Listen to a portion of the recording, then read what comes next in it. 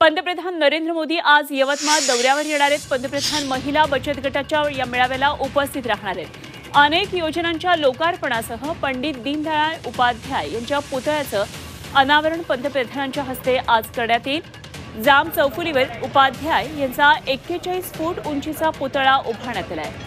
2 acre जागेवर भव्य असं स्मारक तयार करण्यात आलंय आणि यामधून उपाध्याय यांचा जीवन प्रवास छायाचित्रांच्या माध्यमातून उलगडण्यात आलाय।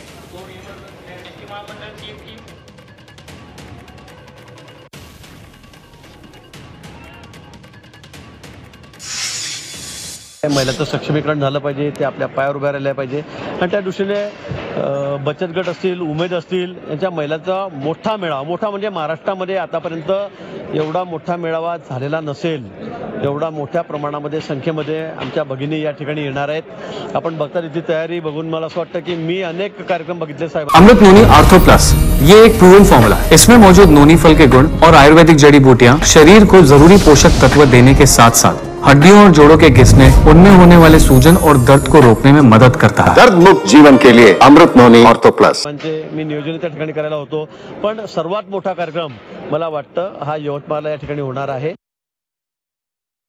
तर यवतमाळमध्ये अशा प्रकारे भव्य दिव्य कार्यक्रमाचं आयोजन करण्यात आलेलं आहे। पंतप्रधान आज बचत गटाच्या मेळाव्याला हजर राहणार आहेत, उपस्थित राहणार आहेत, संवाद साधणार आहेत। तेव्हा काय नेमकी इथे तयारी झालेली आहे, आढावा घेतला आमचे प्रतिनिधी श्रीकांत राऊत यांनी।